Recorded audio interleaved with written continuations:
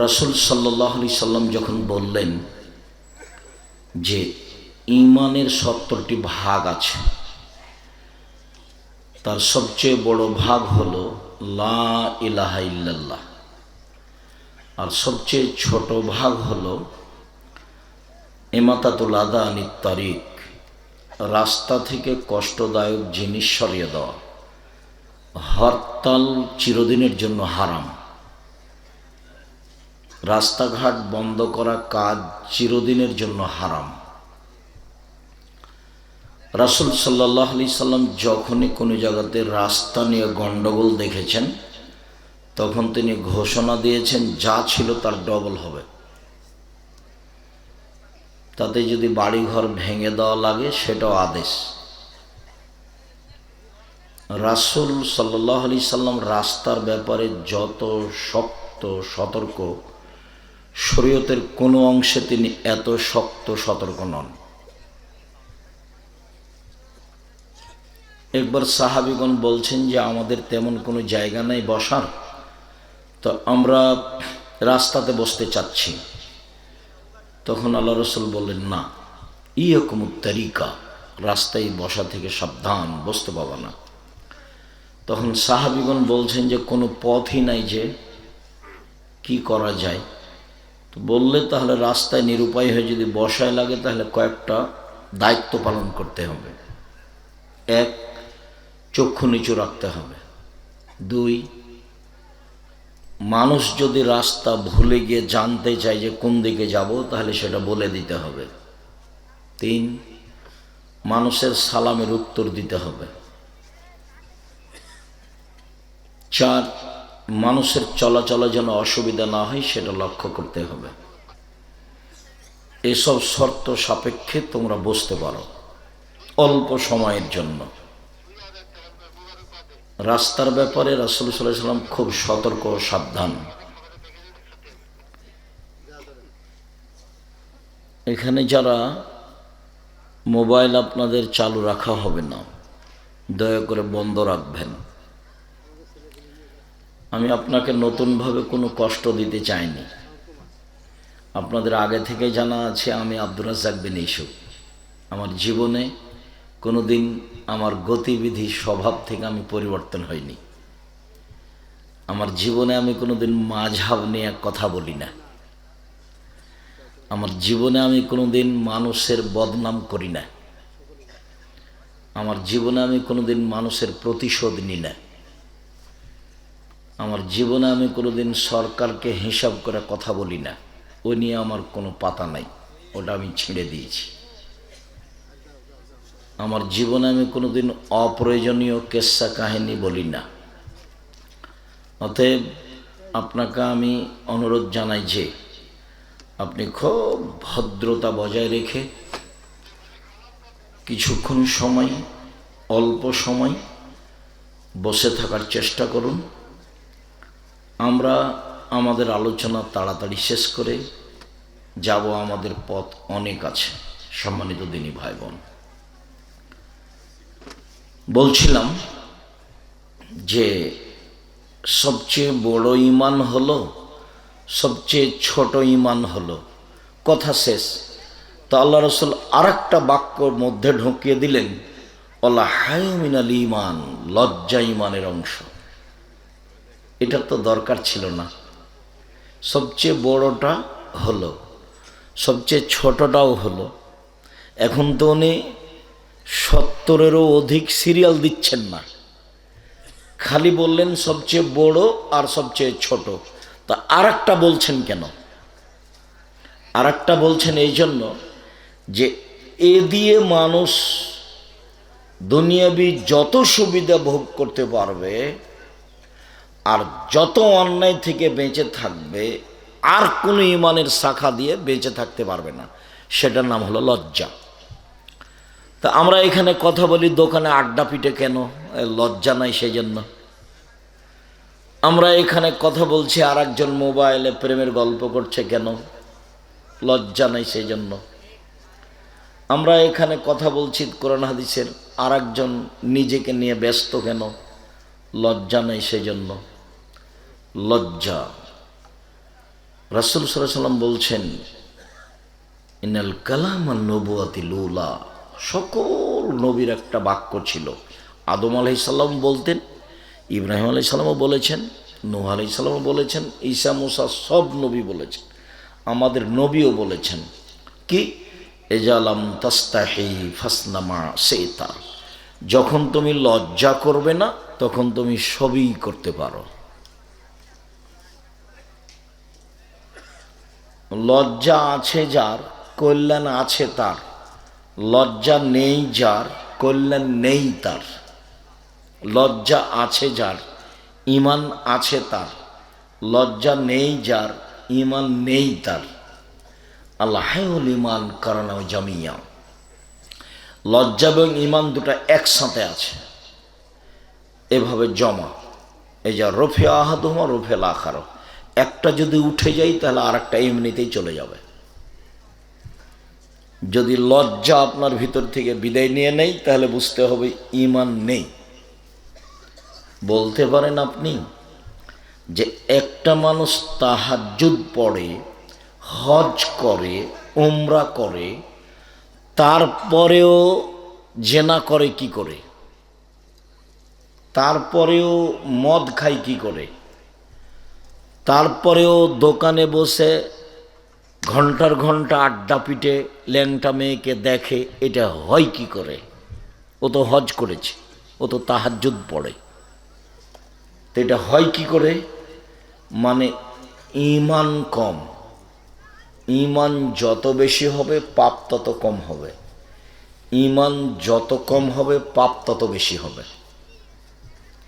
মানে পাপকে ঠেকানো যায় কি দিয়ে? ঈমান দিয়ে। তো একটা মেয়ে বোরকা পরে, 5 ওয়াক্ত সালাত আদায় করে, আমরা জানি যে ও পর্দা করে, কিন্তু তার আবার প্রেম প্রীতির গল্পও আছে, দেবর ভাসুরের সাথে তার কথাও আছে, ভগ্নিপতির সাথে তার কথাও আছে। তো কেন? সমস্যাটা কি?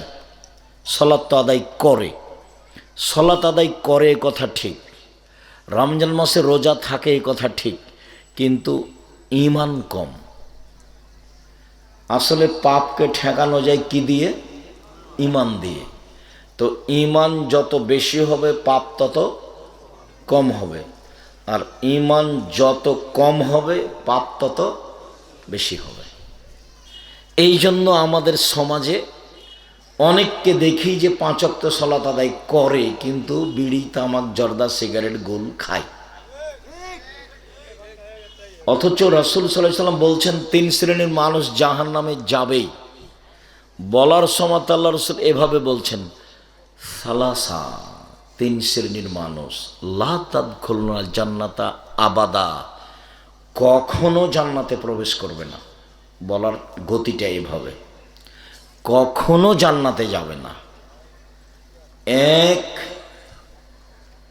মদমিনুল খামর, নিয়মিত বিড়ি, তামাক, জর্দা, সিগারেট, গুল, নেশাদার দ্রব্য খায়, পান করে, যে সে জান্নাতে যাবে না। 2, আর রাজলাত মিনান নিসায়ে, পুরুষের বেশধারী নারী যারা, জুতা স্যান্ডেল পরে পুরুষের, শার্ট প্যান্ট পরে পুরুষের। এই ছেলে, যে মোটর সাইকেলে স্ট্রিট দিয়ে চলে গেল, তোমরা দেখলে না? যাও দেখো। এরপরে কেউ মোটর সাইকেল স্টার্ট দিলে এখান থেকে সরে গিয়ে দিবে, এটুকু তোমাদের ইতস্তবোধ হয় না? যাও দেখো, পাহারা দাও। খুব সতর্ক, সাবধান। আমাকে বক্তব্য এখানে দিতেই হবে, এই জিম্মেদারি আমি নিয়ে আসিনি। আর আপনি মনে করবেন না যে আমি টাকার বিনিময়ে এসেছি, এটা আপনার মাথায় থাকে না যেন। আর আপনি মনে করিয়েন না যে আমি আব্দুর রাজ্জাক বিন ইউসুফ কোনো এমপি মন্ত্রীকে হিসাব করে কথা বলতে হবে, জীবনে কোনো দিন প্রয়োজন মনে করিনি। আমি কোনো মসজিদের ইমামতি করি না।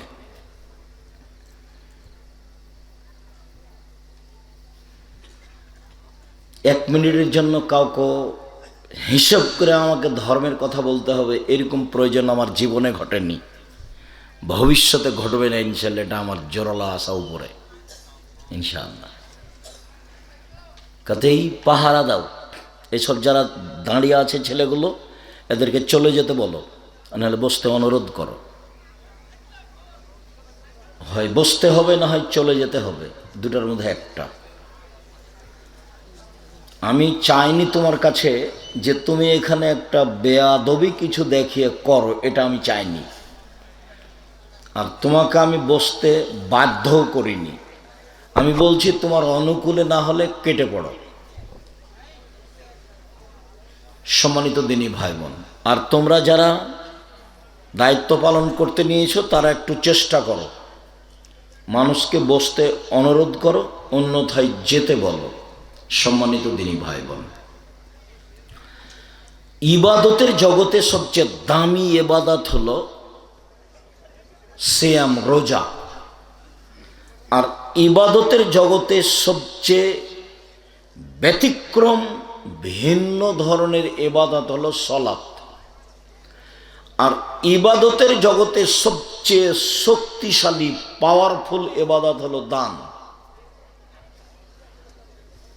ইবাদতের জগতে সবচেয়ে শক্তিশালী পাওয়ারফুল ইবাদত কি? দান। হজ আপনার কিছু করতে পারে না। হজ করলে আপনি জান্নাত যেতেও পারেন, নাও পারেন, কিন্তু আরেকজনের কিছু করতে পারবে না। আপনি দান করেন, আপনার মায়ের নামে, আপনার বাপের নামে কবরের শাস্তি বন্ধ হয়ে যাবে, এটা ওর ক্ষমতা। আপনি হজ করেন, আপনার বাপের মায়ের নামে হবে না, কবুল হলে হলো, না হলে গেছে, কিছু করতে পারবে না। সালাত পারবে না, সিয়াম পারবে না, হজ পারবে না, পৃথিবীর কোনো ইবাদতই একটা থেকে আরেকটা ঘটাতে পারে না দান ছাড়া। আল্লাহ রসুল বলছেন যে দান মানুষের পাপকে মিটিয়ে দেয়, পানি যেমন আগুনকে নিভিয়ে দেয়। আল্লাহ রসুল বললেন, মহিলারা শোনো, আমি তোমাদেরকে দেখি জাহান্নামী। জাহান্নামের অধিকাংশ মানুষই হচ্ছে নারী। মহিলারা শোনো, জাহান্নামের অধিকাংশ মানুষই হচ্ছে নারী। তোমরা জাহান্নাম থেকে বাঁচার জন্য একটা কাজ করো, দান করো। তাসাদ্দাকনা, তোমরা দান করো, জাহান্নাম থেকে বেঁচে যাওয়া। একটা লোক এসে বলছে, আল্লাহর নবী, আমার মা হঠাৎ করে মারা গেছেন, তো আমার মায়ের নামে দান করলে আমার মা নেকি পাবে কি? হ্যাঁ। আল্লাহর নবী, আমার আব্বা মারা গেছেন, জমি জায়গা অর্থ সম্পদ ছেড়ে গেছেন, আমাকে কিছু বলে যাননি, আমার বাপের নামে দান করলে আমার বাপের পাপ মিটে যাবে কি? কারণ নাম। আল্লাহ নবী বললেন, হ্যাঁ, দান করলে পাপ মিটে যাবে। হাদিস বুখারী মুসলিম। এমন কোনো ইবাদত নাই যেটা করতে পারে। এই জন্য ইবাদতের জগতে সবচেয়ে শক্তিশালী, ক্ষমতাধর, পাওয়ারফুল ইবাদত হলো দান। ইবাদতের জগতে এত শক্তি কোনো ইবাদত রাখে না। আর ইবাদতের জগতে সবচেয়ে দামি ইবাদত হলো সিয়াম, রোজা। এর বিনিময় হলো জান্নাত। সিয়াম থেকে নেকি হয় না, সিয়াম থেকে কি হয়? জান্নাত। আর বিনিময় জান্নাত। এই জন্য বৃহস্পতিবার, সোমবার সিয়াম থাকতে হবে, প্রতি মাসে 3 দিন সিয়াম থাকতে হবে, শাওয়ালের 6টা সিয়াম থাকতে হবে, মহরমের 2টা সিয়াম থাকতে হবে, আরাফার 1টা সিয়াম থাকতে হবে, জুলহিজ্জার 1 তারিখ থেকে 9 তারিখ পর্যন্ত একটানা সিয়াম থাকতে হবে। আগামীকাল সিয়াম থাকবেন না? আগামী বৃহস্পতিবার অভ্যাসী নন নাকি? মরার পরে অভ্যাসী হবেন? এসব বুদ্ধি কেন? বাস সিয়ামে অভ্যস্ত হবেন, রোজাতে অভ্যস্ত হবেন। বৃহস্পতিবার, সোমবার আল্লাহর নবী কেন সিয়াম থাকতেন? বৃহস্পতিবার, সোমবারে কি করা হয়?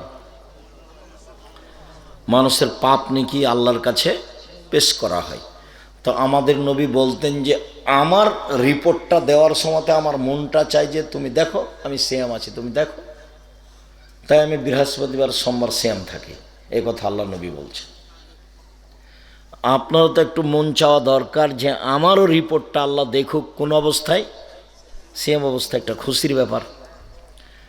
আর শাবান মাসে তিনি কেন বেশি বেশি সিয়াম থাকতেন? শাবান মাসে বাৎসরিক রিপোর্ট পেশ করা হয়। শাবান মাসে কি করা হয়? বাৎসরিক রিপোর্ট আল্লাহর কাছে পেশ করা হয়। কিন্তু নবীর জানা ছিল না সেই দিন কোন দিন। কিভাবে আমরা ভারত, বাংলাদেশ, পাকিস্তানের আলেম ওলামা জেনে নিয়েছি সেদিন 15ই শাবান। তবে এটা আমাদের নবীর জানা ছিল না, যার জন্য কষ্ট করে একবারে 1 থেকে নিয়ে 15, 20, 25 পর্যন্ত সিয়াম থাকতেন। আয়েশা বলছেন যে প্রায় পুরো শাবানই থাকতেন। উম্মু সালমা রাদিয়াল্লাহু তাআলা আনহা বলছেন যে আরে পূর্ণ 2 মাসই থাকতেন, রমজান আর শাওয়াল। সাহাবী জিজ্ঞাসা করছেন আপনি শাবান, রমজান আর শাবান, শাওয়াল নয়, আপনি শাবান মাসে এত বেশি বেশি সিয়াম থাকেন কেন? অন্য মাসে তো এত দেখি না, এটা জিজ্ঞাসা। আচ্ছা আল্লাহর নবী, আপনি শাবান মাসে এত বেশি বেশি সিয়াম থাকেন কেন? অন্য মাসে তো দেখি না। তখন আল্লাহ রাসূল বলছেন আরে শোনো, শাবান একটি মাস, রজব ও রমজানের মাঝে। শাবান একটি মাস, রজব ও রমজানের মাঝে। শাবান একটি মাস, রজব ও রমজানের মাঝে। মানুষ তাতে বেখেয়াল থাকে, এতে বাৎসরিক রিপোর্ট আল্লাহর কাছে পেশ করা হয়। আমার মনটা চাই যে আমার রিপোর্টটা আল্লাহ দেখুক সিয়াম অবস্থায়, এই জন্য আমি বেশি বেশি সিয়াম থাকি। তার মানে উনি বুঝতে পারেননি সেদিন কোন দিন। তো বুঝতে পারলে তো একদিনই রাখতেন। যখন আমাদের দেশের লোকজন কোন দিন রাখে? 15ই শাবান, বাস তারা জেনে নিয়েছে একদিন। তারা কিভাবে জেনেছে এরকম দলিল আমার কাছে নেই। আমি 88 আগস্টের 20 তারিখ থেকে শিক্ষক, 97 থেকে আমি ফতোয়া লিখি, 16 সাল থেকে আমি ফতোয়া বোর্ড পরিচালনা করি। মানে আমি মুখে মুফতি নই, আমি কলমে মুফতি নই, আমি বাস্তবায়ন করি ফতোয়া। 97 সাল থেকে লিখে আসছি, আর 16 সাল থেকে আমি ফতোয়া বোর্ড পরিচালনা করি। তার মধ্যে কালকে ছিল ফতোয়া বোর্ড। পত্রিকা হলো আল ইতেশাম, 50টা প্রশ্নের উত্তর আছে। বোর্ডে পাস হবে তারপরে আসবে। পত্রিকার নাম কি? আল ইতেশাম। ইতেশাম আরবি শব্দ, মানে শক্তভাবে ধরা কোরআন হাদিসকে। জামিয়া সালাফের পক্ষ থেকে একটা পত্রিকা বের হয় আল ইতেশাম। বাংলাদেশের মাটিতে ব্যতিক্রম পত্রিকা এইটা, যে ফতোয়া বোর্ডে পাস না হওয়া পর্যন্ত কোনো ফতোয়া এই পত্রিকায় আসবে না। আমি জীবন বাজি রেখে কোরআন এবং সহিহ হাদিসের খিদমত সেবা করে যাচ্ছি। এখন জাতিকে কতদূর আমি পৌঁছাতে পারলাম সেইটা আল্লাহ ভালো জানে। আমি জাতির কাছে কতটুক দাঁড়াতে পারলাম।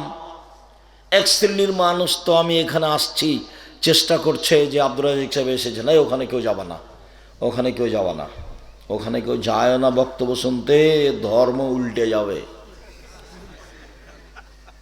কেউ বলছে, আর কেউ বলছে না ওখানেই যেতে হবে। তো যে যাই বলুক, আপনাকে আমি বলি একটা কথা, আল্লাহ তুমি মাফ করো, আমি অহংকারও করিনি, গৌরবও করিনি, আপনার বিশ্বস্ততার জন্য বলি, আমি 90 সাল থেকে নিয়ে এখন পর্যন্ত কোনোদিন অপ্রয়োজনীয় বাক্য বলিনি, আলহামদুলিল্লাহ। এটা আমার দৃঢ় বিশ্বাস। শ বক্তব্য আছেন, এটা আপনি দেখেন, দেখে আমাকে বলবেন যে আব্দুর রাজ্জাক সাহেব এই যে অপ্রয়োজনীয় ফালতু কথা বলছেন। আমি আপনার দাবিকে মেনে নেওয়ার চেষ্টা করব। সম্মানিত দিনী ভাই বোন, ইবাদতের জগতে সবচেয়ে দামি ইবাদত সিয়াম। তবে ইবাদতের জগতে সবচেয়ে ব্যতিক্রম, ভিন্ন ধরনের বিরল ইবাদত হলো সালাত।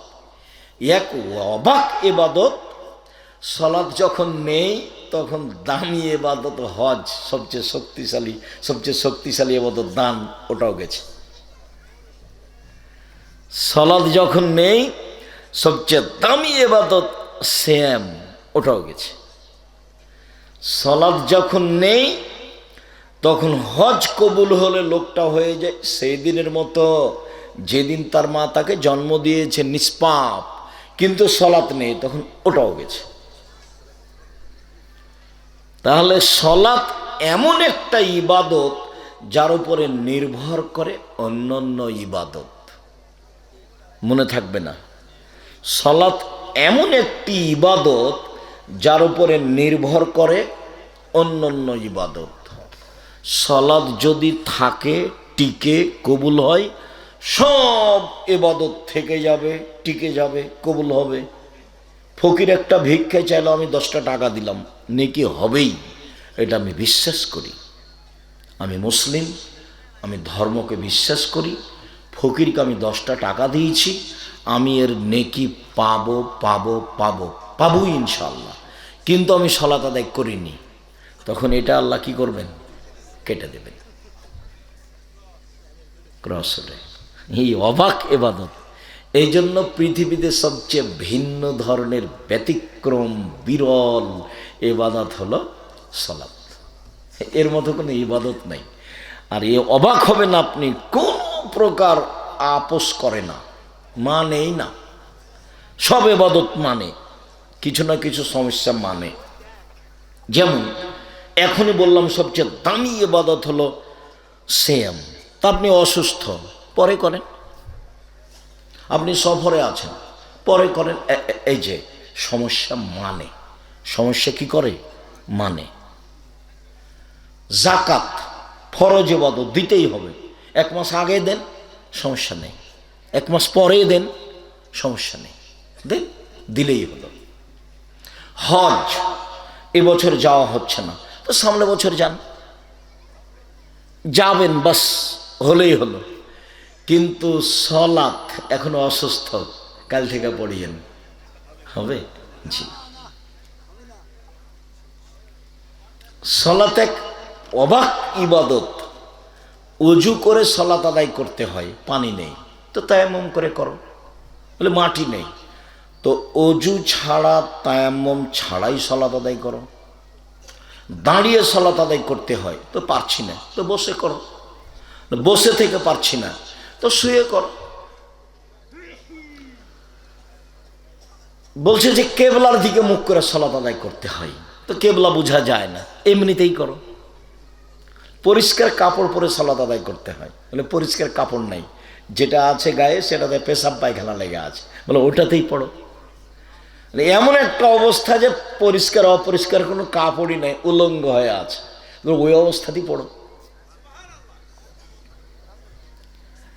মৌলানা আশরাফ আলী থানভী, হানাফি মানুষ, খুব পণ্ডিত মানুষ, উনি বলছেন যে একটা মহিলার সন্তান, এটা আমরা গ্রহণ করিনি, তবে উনি বলেছেন যে একটা মহিলার সন্তান অর্ধেক প্রসব হয়েছে, অর্ধেক বাকি আছে, এরকম সময়ে যদি নামাজের টাইম হয়ে যায়, তাহলে এ অবস্থায় মহিলাকে সালাত আদায় করতে হবে।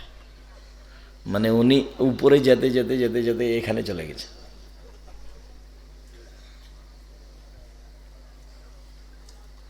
সন্তান প্রসাবের পানি ভাঙা বা রক্ত প্রসাব এরকম কিছু হলেই সালাত মাপ, এই সময় তাকে সালাত আদায় করতে হবে না। কিন্তু তিনি এর ভিতরে জোর দিতে দিতে দিতে এভাবে চলে গেছে, সালাত আদায় করতেই হবে যে কোনো মূল্যে। আল্লাহ বলেছেন ওয়াকিমুস সালাত লিযিকরি, পৃথিবীর মানুষ আমাকে ডাকার জন্য সালাত আদায় করো, আদেশ। আল্লাহ তাআলা বলেন ফাকিমুস সালাত ওয়া আতুজ যাকাত ওয়া আতাসিমু বিল্লাহ, সালাত আদায় করো, যাকাত প্রদান করো, আল্লাহকে শক্তভাবে ধরো। হুয়া মাওলাকুম, তিনি হচ্ছেন তোমাদের অভিভাবক। নেমাল মাওলা নেমান নাসির, তিনি হচ্ছেন উত্তম অভিভাবক, উত্তম সাহায্যকারী। পৃথিবীর মানুষ তোমরা সালাত আদায় করো, এটা আদেশ। রাসূল সাল্লাল্লাহু আলাইহি সাল্লাম বলছেন যে ইসলাম নির্ভর করে 5টা জিনিসের উপরে। 5টা। এক হলো আমি সাক্ষ্য দিচ্ছি আল্লাহ ছাড়া কোনো মাবুদ নেই, আমি সাক্ষ্য দিচ্ছি মোহাম্মদ আল্লাহর রাসূল। এই সারমর্ম আবার ভারত, বাংলাদেশ, পাকিস্তানের লোক বুঝে না। আমি সাক্ষ্য দিচ্ছি আল্লাহ ছাড়া কোনো মাবুদ নেই, এর মানে কি জানেন? বলতে পারেন কেউ? আমি সাক্ষ্য দিচ্ছি আল্লাহ ছাড়া কোনো মাবুদ নেই, এর মানে কি? এর মানে হলো শিরক করা যাবে না। কবরে মাথা নত করেছে যে, তার এটা কেটে গেছে। কবরের কাছে কিছু চেয়েছে যে, তার এটা কেটে গেছে। স্কুলে গিয়ে যখন বলেছে ছেলে মেয়েরা, ছাত্রছাত্রীরা, শিক্ষক মণ্ডলীরা, ও কালিমা তোমার আকাশ, ও কালিমা তোমার বাতাস। ঠাকুর কি বলছে? ও কালিমা তোমার আকাশ, ও কালিমা তোমার বাতাস। আমি অবশ্য বাংলাদেশের ছেলে মেয়েকে শিক্ষিত মনে করিনি। যারা দায় দায়িত্ব পালন করে এরা সব স্বার্থপর, স্বার্থবাজ। এরা জাতির জন্য বিদ্যা অর্জন করেনি কেউ। জাতিকে ভালো পথে আনতে হবে, জাতিকে পরকালমুখী করতে হবে, জাতিকে রক্ষা করতে হবে। এই জন্য কোনো বাপ মাও ছেলে মেয়েকে পড়ায় না, আর এই জন্য কোনো ছেলে মেয়ে পড়াশোনাও করে না। বাপ মা বুঝেছে যে আমার ছেলের মেধা ভালো, তখন বাপ মা বলছে একে ডাক্তার করতে হবে। বাপ মা যখন বুঝেছে যে এই ছেলের মেধা ভালো, তখন বাপ মা মনে করেছে একে কি করতে হবে? ইঞ্জিনিয়ার করতে হবে। ঠিক আছে, ভালো। আমি এখন যেটা বলছি সেটা সবাই খারাপ, এ কথা বলিনি।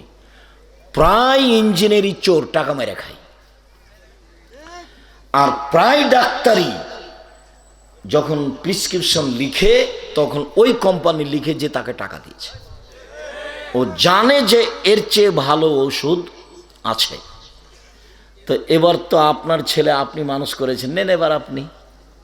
চাঁপাইনবাবগঞ্জের ভাষাতে আমও গেল, ছালাও গেল, কাঁদতে কাঁদতে 2 চোখও গেল। আমি এতে প্রস্তুত নই। আমি এভাবে ছেলে মেয়ে মানুষ করতে রাজি নই। আমি এটা করব না। আর তো করতে হবে। জাতির সব পাপ ক্ষমা হবে বিচারের মাঠে যদি শিরক না থাকে। শিরক থাকলে রক্ষা হবে না। জাতিকে বুঝাতে পারিনি শিরক কাকে বলে। যত শিরক আছে ছোট বড় সব। আমি সাক্ষ্য দিচ্ছি আল্লাহ ছাড়া কোনো মাবুদ নাই, মানে শিরক নেই। কত শিরক আছে, এটা তো ঝিনাইদহ বৃহত্তর জেলার কোন জেলার অন্তর্ভুক্ত? যশোর। যশোর জেলার অন্তর্ভুক্ত, মানে প্রায় মানুষই বেদাতি। আপনাকে আমি বেদাতে বলে খাটে করিনি। এটা রাজশাহী নয়, এ কথাই ঠিক। এটা রাজশাহী কি? এটা কি চাঁপাইনবাবগঞ্জ? না, এইটা ফরিদপুরের কাছাকাছি, এটা নোয়াখালীর কাছাকাছি। না মানে এই মানে শিরক বেদাতের দিক দিয়ে, শিরক বেদাতের দিক দিয়ে, জি এই দিক দিয়ে কাছাকাছি। শিরক ভালো কাজ, বিদাত ভালো কাজ। শিরক কি? গাড়ি ছুটেছে ঝিনাইদহ থেকে যাবে রাজশাহী বা ঢাকা, তো ড্রাইভার বারবার কন্ডাক্টরকে বলছে যে তুমি কবরে 10টা টাকা দাও, কবরে 10টা টাকা দাও, মাজারে 10টা টাকা দাও। কেন? ড্রাইভার ভাবছে যে মাজারে 10টা টাকা দিলে আমার গাড়িটা অ্যাক্সিডেন্ট হবে না, বা গাড়ির পিছনে জুতা বেঁধে দেওয়া আছে, স্যান্ডেল। প্রত্যেক ভালো কাজ তার ধারণায় যখন আল্লাহকে অপমান করা হবে তখন হবে শিরক। যে কোনো দিবস, 16 ডিসেম্বর 26শে মার্চ বলে নয়, যে কোনো দিবসকে আপনি দাম দিলেন কেন? তো কি আছে? কোনো দিনকে আপনি প্রাধান্য দিলেন কেন? বহুদিন আগে বলেছি জন্মদিবস পালন করা শিরক, মৃত্যু দিবস পালন করা শিরক। আপনার ওই দিবসে কি আছে? আপনি এই দিবসকে হিসাব করলেন কেন? কোনো কল্যাণ দিলে তো আল্লাহ দিবেন। আপনি কেমনে বলেন যে আপনি ভালো থাকেন? আমি কি আল্লাহ যে ভালো থাকবো? পরিভাষায় উল্টে গেছে। আপনি আমাকে কি বলবেন? আল্লাহ আপনাকে ভালো রাখুক। তাহলে আপনার কথাটা হলো, কিন্তু আপনি আমাকে কি বলছেন? আপনি ভালো থাকেন। আরে অবাক কথা, আমি কি আল্লাহ নাকি যে আমি ভালো থাকবো? কথা বুঝাতে পারিনি। তাহলে আমি কারো জন্য দোয়া করছি, তখন আমাকে কি বলতে হবে? আল্লাহ আপনাকে ভালো রাখো। স্বভাবই উল্টে গেছে। আচ্ছা, আপনি বললেন থ্যাংক ইউ, তো কয়েক কোটিবার থ্যাংক ইউ বললে কি এক নাকি হবে? আর যদি বলেন জাযাকাল্লাহ খায়ের, আপনি এক গিলাস পানি দিয়েছেন আমাকে, তা আমি বললাম জাযাকাল্লাহ খায়ের, এর মানে বুঝেন? এক গিলাস পানি যে আপনি দিলেন, এর যে একটা বিনিময় আছে, সেটা আমি কাকে দিতে বললাম? আল্লাহকে। আমি কোনো ছোটোখাটো মানুষকে দিতে বলিনি, আমি কোনো জজ ব্যারিস্টারকে দিতে বলিনি, কোনো দেশের প্রধানমন্ত্রীকেও দিতে বলিনি। এক গিলাস পানির বিনিময়ে কাকে দিতে বলেছি? তা আপনি যখন এক গ্লাস পানি দিলেন, তখন আমি বললাম থ্যাংক ইউ। এবার কি হলো? তাহলে মানুষ কি শিখেছে আর কি শিখলো? আপনার ছেলে মেয়ে, আপনি যেটা বুঝেছেন সেটা নয়। আপনার ছেলে মেয়ে একেবারে জিরো। আপনার ছেলে মেয়ের অবস্থা ওই যে 16 আনাই মিছে। বাবু, মাঝি, কিরে মাঝি, বলতে পারিস চাঁদ কেন বাড়ে কমে? এগুলি কি আমার আমি বলতে পারি? দেখি তোর জীবন 4 আনাই মিছে। আবার দেখি তোর জীবন 8 আনাই মিছে। দেখি তোর জীবন 12 আনাই মিছে।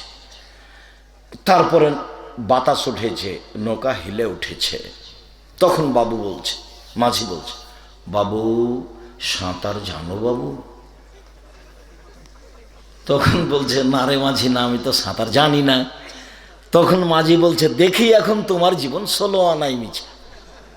আপনার, আপনার স্ত্রীর, আপনার ছেলের, আপনার মেয়ের জীবন 16 আনাই মিছে।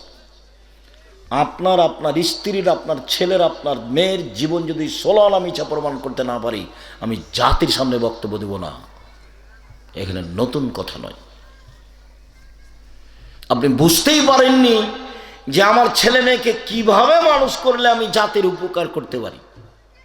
আপনি তো নিজেরটা বুঝেছেন। হরিণকুণ্ড বাড়ি, ছেলে লন্ডন থেকে পড়ে এসেছে, মেধা ভালো। কতদিন যে আপনাকে বললাম। তো সেদিন বাড়ি এসেছে, বাপের বাড়ি সাত করে বেড়াতে এসেছে। তো এবার দেখলাম যে ছেলে গাড়ি থেকে নামলো, তো হাতে সিগারেট আছে, গলায় টাই আছে, প্যান্টটা এখনো নিচে আছে, দাড়ি চাঁচা আছে। এ অবস্থায় ছেলে নামলো গাড়ি থেকে। বাপ আবার হাজি, টাকা ভালো আছে, অনেক টাকা খরচ করে ছেলে মেয়েকে পড়ালছে। তো এভাবে ছেলে গাড়ি থেকে নামলো। তো একটু পরে দেখা গেল যে বৌমা গাড়ি থেকে নামলো, গায়ে হালকা হালকা কাপড় আছে। একটু পরে দেখা গেল যে নাতনি, ছেলের ঘরের মেয়ে, গাড়ি থেকে নামলো, গায়ে তেমন কাপড় নেই। দেখি গাড়ির পিছন দিকে কুকুর আছে। আপনি বলেন, আপনার পয়সাটা এতদিন যে খরচ করলেন, সেটার ফলাফল কি? জবাব আমি দিব? জবাব আপনি দেন। আপনি হজ করেন 14 বার, আর ছেলে মেয়েকে এভাবে মানুষ করেন, বিচারের মাঠে দেখা হবে ইনশাআল্লাহ। রোজ হজ করেন আর ছেলে মেয়েকে এভাবে পড়ান। শূন্য জীবন বুঝতে পারেননি। যেদিন বুঝতে পারবেন, সেদিন ওয়ানাল্লাহ দিকরা, চেতনা ফিরে কোনো লাভ হবে না। যেদিন ধরা পড়বে যে শূন্য জীবন, সেদিন ধরা পড়ে কোনো লাভ হবে না। সম্মানিত দিনী ভাই বোন, যে কোনো মূল্যে সালাত আদায় করতে হবে, নবী আদেশ করেছেন। ছেলে মেয়ের ব্যাপারে বলেছেন, মৌরু আওলাদাকুম বিসসালাত ওয়া হুম আবনাউ সাবঈ সিনিনা, তোমরা তোমাদের ছেলে মেয়েকে সালাত আদায় করতে বলো যখন তার বয়স 7 বছর। ওয়াজরিবুহুম আলাইহা আবনা 10 সিনিনা, পিটিয়ে সালাত আদায় করে যখন তার বয়স 10 বছর।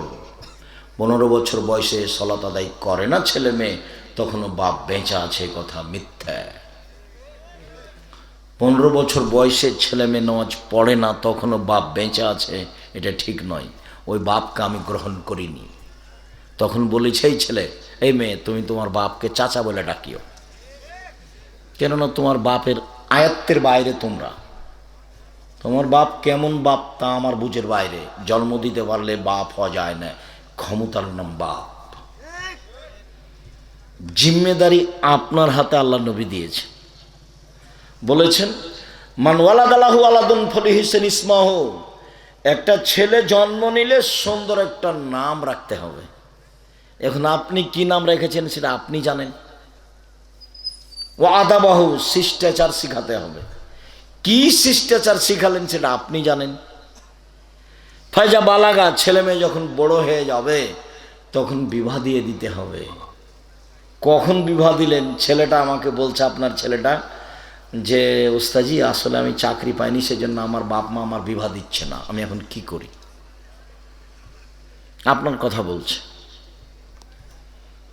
আপনার ছেলে মেয়ে বড় হয়ে গেছে, বিবাহ দিলেন না, ছেলে মেয়ে যদি কোনো পাপ করে আপনার হবে। এবার খাস করে আপনার মেয়েটার কথা বলি। আল্লাহ রসুল বলছেন যে কারো যদি 3টা মেয়ে হয় বা 2টে, মেয়েকে যদি শিখিয়ে দেয় বিদ্যা, 2 শিষ্টাচার শিখিয়ে দেয়, 3 বিবাহ শাদী দিয়ে দেয়, 4 তার সাথে সুন্দর আচরণ করে, ভালো আচরণ। 3টা মেয়ে তো ভালো আচরণ করা খুব কঠিন, মনটাই খারাপ, 3টা মেয়ে, একটা ছেলে নাই। তো এখন আল্লাহ রসুল বলছেন যে 3টে মেয়েকে যদি বিদ্যা শিখিয়ে দেয়, শিষ্টাচার শিখিয়ে দেয়, ভালো আচরণ করে, বিবাহ দিয়ে দেয়, তাহলে মেয়ে 3টে বিচারের মাঠে বাপকে জাহান্নাম থেকে বাঁচানোর জন্য অন্তরাল হবে। ওদিকে জাহান্নাম, এদিকে বাপ, মধ্যে মেয়েরা। এত শক্তভাবে মেয়েরা বেঁকে যাবে, বলবে যে আমার বাপকে আগে জান্নাতে দিতে হবে, তারপরে কোনো কথা। তো আপনার মেয়ে নামাজ পড়ে কিনা সেটাই আপনার কোনো খোঁজ নাই। বলেন আপনার মেয়ে আপনার পক্ষে বলবে কি বলবে না? আপনার মেয়েটার নখ বড় আছে, নখে নেইল পালিশ আছে, আপনি বলেন এখন আপনার মেয়ের কি হবে আর আপনার কি হবে? আল্লাহ নবী বলছেন যে নবীগণের বৈশিষ্ট্য 10টি। আল্লাহ নবী বলছেন যে নবীগণের খাসলাত, অভ্যাস, শিষ্টাচার 10টি। সব মানুষের শিষ্টাচার 10টি। 1, দাড়ি ছেড়ে দিতে হবে, কেটে ফেলা, ছোট করা হারাম। ছোট করা, চেঁচে ফেলা হারাম। দাড়ি চেঁচে ফেললে চোখের পাওয়ার কমে যাবে, দাড়ি চেঁচে ফেললে স্ত্রী মিলনের ক্ষমতা কমে যাবে, দাড়ি চেঁচে ফেললে ও মহিলা সাদৃশ্য হয়, তখন অভিশাপ হবে। দাড়ি থাকে না কার? মহিলার। তো চেঁচে কি সাজতে চাচ্ছে? মহিলা। তখন আল্লাহ নবী বলছেন ওর উপরে আল্লাহর গজব নাজেল হবে। 2, কাশুসারে, মোচ কেটে ফেলতে হবে, ব্লেড নয়। এটা নবীগণের শিষ্টাচার, নবীগণের খাসলাত, নবীগণের বৈশিষ্ট্য। 3, নখ কেটে ফেলতে হবে। আপনার মেয়ের নখ বড় আছে, তখনও কি আপনার মেয়ে বিচারের মাঠে এভাবে দাঁড়াবে? জন্ম দিয়েছেন আপনি, আর নখ দেখবো আমি? এটা আপনি কিভাবে বুঝলেন? আপনার পরিবার আপনি কন্ট্রোল করেন। ওই যে এখন বসে আছে, নখ বড় আছে, ওই নাকি কোন কলেজে পড়ে। কি পড়ে? আখার ছাই 3 চুলার মাটি, কিছুই না, 0। জীবন 16 আনাই মিছে। সম্মানিত দিনী ভাই বোন, রাসূল সাল্লাল্লাহু আলাইহি সাল্লাম বললেন সব নবীর বৈশিষ্ট্য নখ কেটে ফেলতে হবে। আপনার মেয়েটার নখও বড় আছে, আবার নীল পালিশ দেয়, নেইল পালিশ দেওয়া। ইহুদি খ্রিস্টানদের পতিতালয়ের মেয়েদের বৈশিষ্ট্য নখে নেইল পালিশ দেওয়া। ইহুদি খ্রিস্টানদের পতিতালয়ের মেয়েদের বৈশিষ্ট্য নখে নেইল পালিশ দেওয়া। ইহুদি খ্রিস্টানদের পতিতালয়ের মেয়েদের বৈশিষ্ট্য নখে নেইল পালিশ দেওয়া। মুসলিম মেয়েরা নখে কি দিবে? মেহেদি দিবে। হাতের নখে তো দিবে, পায়ের নখেও দিবে, দিতে বাধ্য। মুসলিম মেয়েরা হাতের নখে তো মেহেদি দিবেই, পায়ের নখেও দিবে, দিতে বাধ্য। কপালে টিপ দেওয়া হিন্দুদের প্রথা, কপালে টিপ দেওয়া হিন্দুদের প্রথা। আমার আপনার মেয়ে কপালে টিপ দিতে পাবে না। শুনুন, নবীগণের বৈশিষ্ট্য খাসলাত, অভ্যাস। হাল মাত ফলেবেতে বগলের লোম উঠিয়ে ফেলতে হবে। পুরুষ নারী একই হুকুম, ব্লেড ব্যবহার করা যাবে না। বগলের লোম উঠিয়ে ফেলতে হবে, পুরুষ নারী একই হুকুম। হালাকুল আনাতে নিচের লোম পরিষ্কার করতে হবে ঊর্ধ্বে টাইম 40 দিন। যেভাবে সহজ, যেভাবে সম্ভব, পুরুষ নারী একই হুকুম। ও ইন্তেকাসুল মায়ে, পেশাব পায়খানার পরে পানি দিয়ে পবিত্রতা অর্জন করতে হবে। সব নবীর অভ্যাস, সব নবীর খাসলাত, সব নবীর বৈশিষ্ট্য। কি বলেন তো? পেশাব পায়খানার পরে পানি দিয়ে পবিত্রতা অর্জন করতে হবে। পানি নেই তখন ঢেল টিস্যু পেপার। আগে পানি, আগে ঢেল টিস্যু পেপার, পরে পানি। এতে রাসূলকে অপমান করা হবে। কোন নবীর বৈশিষ্ট্য এটা নয়। বাস পেশাব পায়খানার পরে পানি খরচ করে পবিত্রতা অর্জন করে হাতটা মাটিতে মেজে নিতে হবে। সাবান তো আছে, অনেক কিছু আছে, করেন। কিন্তু আগে ঢেল টিস্যু পেপার, 40 কদম হাঁটা, পায়ের উপরে পা উঠানো, খক খক করে কাশা, এটাই যদি ধর্ম হয়, এটাই যদি পবিত্রতা হয়, তো আপনার স্ত্রী করে না কেন?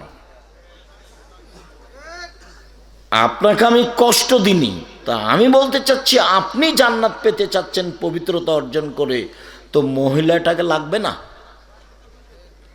ধর্ম তো এরকম নয়। আপনি বুঝেছেন, এরকম আমরা বুঝিনি।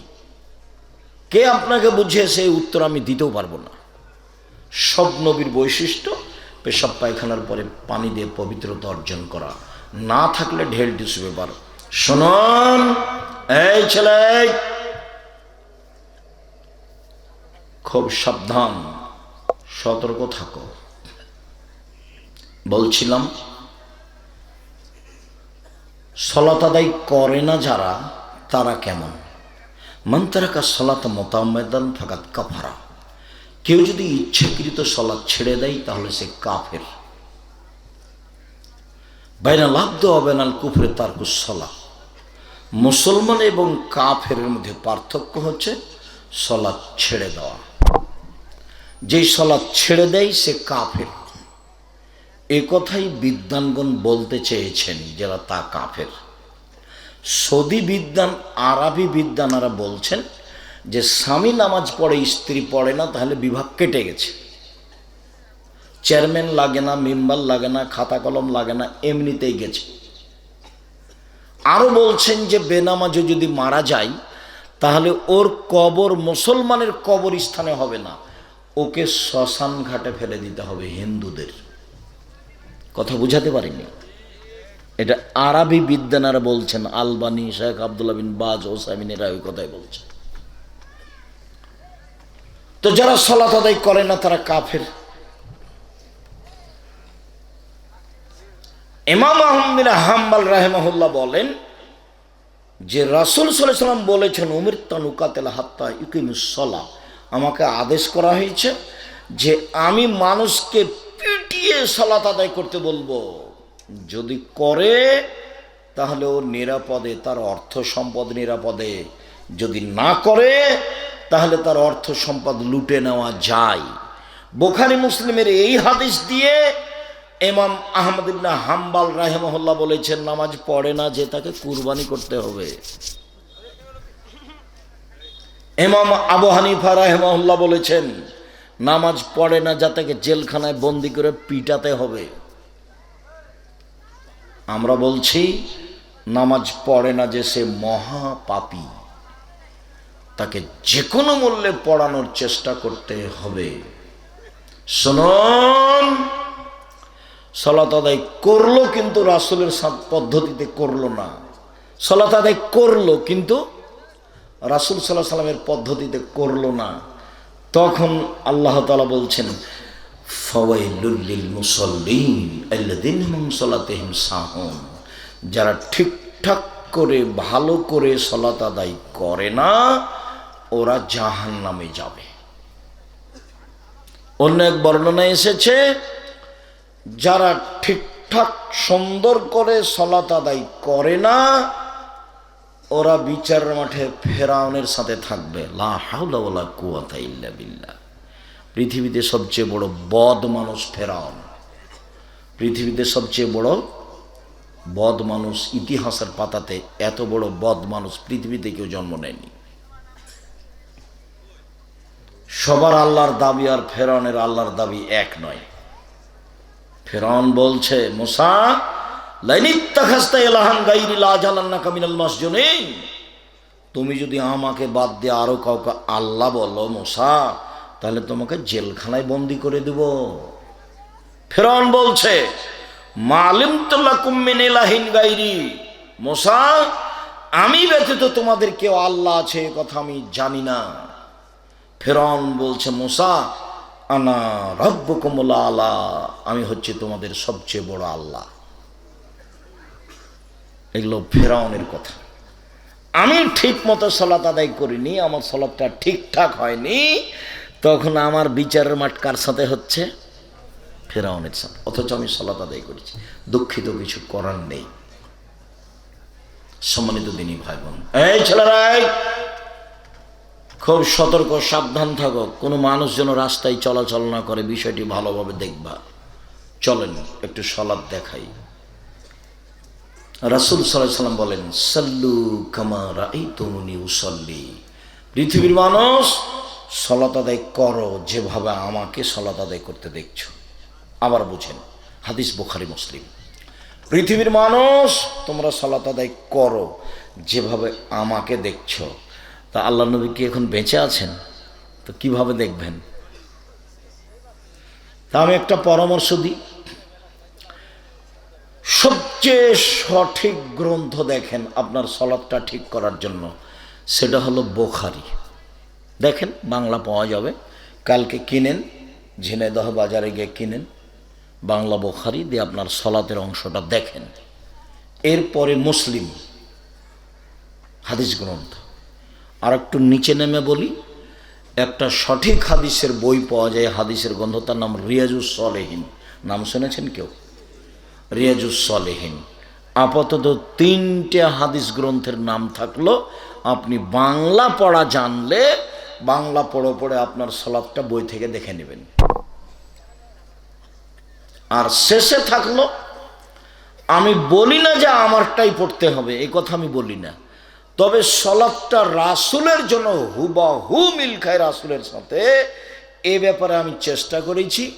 বইয়ের নাম হলো রাসূল সাল্লাল্লাহু আলাইহি ওয়াসাল্লামের সালাত বনাম প্রচলিত সালাত। রাসূলেরটা বাস্তব দেখিয়েছি, আর মাঝে মধ্যে প্রচলিত যেভাবে চলছে সেটাও দেখিয়েছি।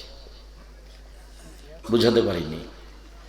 আব্দুল রাজ্জাক সাহেব একটু বুঝান তো, বাস্তব আর প্রচলিত কি? কেন বাস্তব বুঝছেন না?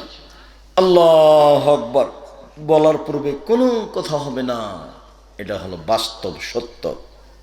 আর যখন বলবেন নয়তো নুসাল্লি আরবা রাকাতিন লিজ-জোহরে, জোহরের 4 রাকাত সালাতের নিয়াত করলাম, তখন আর রাসূলের সাথে থাকলো না। সুন্দর করে ওযু করবেন, ওযু শেষে বলবেন আশহাদু আল্লা ইলাহা ইল্লাল্লাহু ওয়াহদাহু লা শারীকা লাহু ওয়া আশহাদু আন্না মুহাম্মাদান আবদুহু রাসূলুহু। অতীতের সব পাপ ক্ষমা, জান্নাতের সব দরজা খোলা, যেটা দিয়ে ইচ্ছা ঢোকেন। সুন্দর করে ওযু করার পরে কি বলতে হবে? আশহাদু আল্লা ইলাহা ইল্লাল্লাহু ওয়াহদাহু লা শারীকা লাহু ওয়া আশহাদু আন্না মুহাম্মাদান আবদুহু রাসূলুহু। জান্নাতের সব দরজা খোলা। হাদিস বুখারী মুসলিম। তো বাস্তব সালাত একরকম আর প্রচলিত সালাত একরকম। বাস্তব সালাতের জন্য আমি চেষ্টা করেছি মানুষ হিসাবে। বইয়ের নাম হলো রাসূল সাল্লাল্লাহু আলাইহি ওয়াসাল্লামের সালাত বনাম প্রচলিত সালাত। যাওয়ার সময় যদি এর নাম মনে না থাকে তাহলে বলবেন আব্দুর রাজ্জাক বিন ইউসুফের বইটা থাকলে দেন তো, নামাজ শিক্ষা বইটা। এই আমি ওখানে চেষ্টা করেছি আমার কোনো কথা না ঢোকানো, কোনো দল মাযহাবের কথা ওখানে নেই, শুধু হুবাহু রাসূলের সালাতটা কেমন ছিল সেটা আপনাকে দেখানোর চেষ্টা করেছি। কোনো জায়গাতে আমি মানুষের কাছে আশ্রয় নিইনি। সম্মানিত দিনী ভাই বোন, আমার চেষ্টা থাকলো পরামর্শ। আপনি আপনার সলাৎটা মিলান, বুখারী দেখে মিলান, মুসলিম দেখে মিলান, আর না হলে রিয়াজুস সলেহিন দেখে মিলান। আর আপনি আমার বইটা দেখতে পারেন, এটা আমার কি পরামর্শ। সাল্লু কামা রাআইতুমুনি উসাল্লি, পৃথিবীর মানুষ সলাত আদায় করো তোমরা যেভাবে আমাকে সলাত আদায় করতে দেখছো। তা আমি যেহেতু আপনাদের কাছে এসেছি, তা একটু বাস্তব দেখাই। সুন্দর করে ওযু করবেন। রাসূল সাল্লাল্লাহু আলাইহি ওয়াসাল্লাম বলেছেন, সুন্দর করে ওযু করলে পাপ মিটে যায়, মান বেড়ে যায়। সুন্দর করে ওযু করলে পাপ মিটে যায়, মান বেড়ে যায়। একদিন আল্লাহ রাসূল আমাদের নবীকে বলছেন, আল্লাহ আমাদের নবীকে বলছেন, মুহাম্মদ বলতে পারেন উপরে কি নিয়ে হইচই হচ্ছে? হ্যাঁ বলতে পারি। কি নিয়ে হইচই হচ্ছে? মানুষের পাপ কিভাবে মিটে যাবে সে নিয়ে ফেরেশতারা বলা বলি করছে। এক মিনিট, এই ছেলে এই শোনো, আল্লাহ আমাদের নবীকে কি বলে ডাকতেন? মুহাম্মদ। জিবরাইল আমাদের নবীকে কি বলে ডাকতেন? মুহাম্মদ। সাহাবীগণ আমাদের নবীকে কি বলে ডাকতেন? আল্লাহর রাসূল বলেছেন, আল্লাহর রাসূল দিয়েছেন, আল্লাহর রাসূল করেছেন। মনে থাকবে না মনে হয়? আল্লাহ আমাদের নবীকে কি বলে ডাকতেন? মুহাম্মদ। জিবরাইল আমাদের নবীকে কি বলে ডাকতেন? মুহাম্মদ। সাহাবীগণ নবীকে কি বলে ডাকতেন? হে আল্লাহর রাসূল, আল্লাহর রাসূল বলেছেন, করেছেন, দিয়েছেন। আর আমরা বলি হুজুরে পাক সাল্লাল্লাহু আলাইহি সাল্লাম। আমরা কোনটা বলি? হুজুরে পাক সাল্লাল্লাহু আলাইহি সাল্লাম। তা আমাদেরটা কি সাহাবীদের সাথে মিল খেল? চাঁপাইনবাবগঞ্জের ভাষাতে মাতাব্বরি করে কোনো লাভ নেই, মাতাব্বরি করে কোনো লাভ নেই, অন্তত ধর্মের ব্যাপারে। এই বাচ্চা, এই ওই ছেলেটা দৌড়িয়ে চলে যাচ্ছে, আপনারা কেউ আটকালেন না কেন? চিৎকার করছে আর যাচ্ছে, ও তো বুঝতে পারে না। তো আল্লাহ বলছেন মুহাম্মদ সাল্লাল্লাহু আলাইহি ওয়াসাল্লাম, উপরে কি নিয়ে হইচই হচ্ছে বলতে পারেন? হ্যাঁ পারি। কি নিয়ে? আদমের ছেলেমেয়ের পাপ মিটে যাবে কিসে? সেটা নিয়ে। কি করলে? এক, সুন্দর করে ওযু করলে পাপ মিটে যাবে, মান বেড়ে যাবে। দুই, পায়ে হেঁটে মসজিদে গেলে পাপ মিটে যাবে, মান বেড়ে যাবে। তিন, সলাতের পরে, নামাজের পরে মসজিদে বসে বসে জিকির আজকার করলে পাপ মিটে যাবে, মান বেড়ে যাবে। কেউ যদি সুন্দর করে ওযু করে, পায়ে হেঁটে মসজিদে যায়, সলাতের পরে বসে একটু তাসবিহ তাহলিল করে, তো তার মরে যাওয়া ভালো, তার বেঁচে থাকা ভালো, তার মরে যাওয়া ভালো, তার বেঁচে থাকা ভালো, তার মরে যাওয়া ভালো, তার বেঁচে থাকা ভালো। তারপর আল্লাহ রাসূল বলছেন, লোকটা হয়ে যায় সেই দিনের মতো যেদিন তার মা তাকে জন্ম দিয়েছে, নিষ্পাপ হয়ে যায়। লোকটা হয়ে যায় সেই দিনের মতো যেদিন তার মা তাকে জন্ম দিয়েছে, নিষ্পাপ হয়ে যায়। মনে থাকবে না কি করলে নিষ্পাপ হয়? এক, সুন্দর করে ওযু। দুই, পায়ে হেঁটে মসজিদ। তিন, সলাতের পরে জিকির। আমাদের এই ছেলেগুলো মসজিদে পরে যায়, সালাম ফেরার পরই লাফ দিয়ে দাঁড়িয়ে গেছে। ওমর রাদিয়াল্লাহু তাআলা বেঁচে থাকলে তোমার ঘর ধরে বসে দিত একবারে। তুমি তো ধর্ম বুঝোনি, তোমার বাপ তোমাকে বুঝতেও দেয়নি।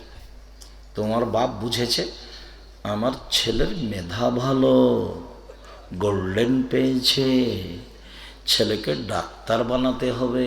তোমার মাও বলছে তাই, তোমার বাপও বলছে তাই, তোমার খালা বলছে বনি ছেলেটার প্রতি লক্ষ্য রাখিস, বনি ছেলেটাকে বড় ডাক্তার করতে হবে, খালা বলছে। ফুফু বলছে যে আব্বু আসো, ফুফুর এটা বাপ, ফুফুর এটা বাপ। আমার ফুফু আমাকে খুব ভালোবাসতেন, তখন আমি আমার ফুফুকে বলতাম আপনার বাপ যে জিম্মেদারি পালন করেছে, আমি আপনার তার চেয়ে বেশি জিম্মেদারি পালন না করতে পারলে আমি আপনার ভাতিজা নই। আমি জীবন বাজি রেখে আপনার যে কোনো সেবায় প্রস্তুত থাকবো ইনশাআল্লাহ। আমি হায়াতে বেঁচে থাকলে আপনার মরার পরে যাবতীয় দায় দায়িত্ব পালন করবো ইনশাআল্লাহ। সব করেছি আলহামদুলিল্লাহ। আমার ফুফু আমাকে বাপ বলে ডাকতেন। তো ঠিক আছে, তাই হলো। এখন তোমাদেরও ফুফু আছে, তোমাদের ফুফু এখন তোমাদের কি বলে আমার ধারণা ভালো, আমার ধারণা ভালো। তোমার ফুফু তোমাকে আদর করে, যত্ন করে, স্নেহ করে, খেতে দেয়। আমরা নদীর ঘাটে আমার ফুফুর বাড়ি ছিল, তা আমি সরাসরি ঘাটে চলে গেছি। যদি আমার ফুফু জানতে পেরেছে, তা আমার ফুফু তাড়াহুড়া করে কাপড় গায়ে দিয়ে নদীর ঘাটে চলে গেছে, গুজরঘাট নদীর ঘাটে। আব্দুর রাজাক এসলো, আব্দুর রাজাক এসলো, তোমরা একটু দেখেছো কোথায় আছে ছেলেটা, চলে গেল নাকি চলে গেল। এভাবে আমার ফুফু আমাকে খুঁজে বেড়াতেন। সম্মানিত দিনী ভাই বোন, আপনারা সবাই মিলে আপনাকে ভুল বুঝেছে, তোমার বাপ মা তোমাকে ভুল বুঝেছে। তুমি জাতির কল্যাণ আনতে পারবা না। কল্যাণই বুঝো না তুমি, কল্যাণ কি জিনিস। তুমি গোল্ডেন পেয়েছো, সেই জন্য তোমার বাপ মা পাগলি হয়েছে, পাগল হয়েছে। অথচ তুমি কেবলাও বুঝো না, পশ্চিমও চিনো না, পেশাব পায়খানাও চিনো না। তোমার হাতে বড় মোবাইল আছে, তুমি ল্যাংটা মেয়ে দেখো। তো কোনটা করলে তুমি? তুমি যদি বড় ডাক্তার হয়েও যাও, তাহলে ব্যতিক্রম আমি বলছি না, ব্যতিক্রম থাকতেই পারে।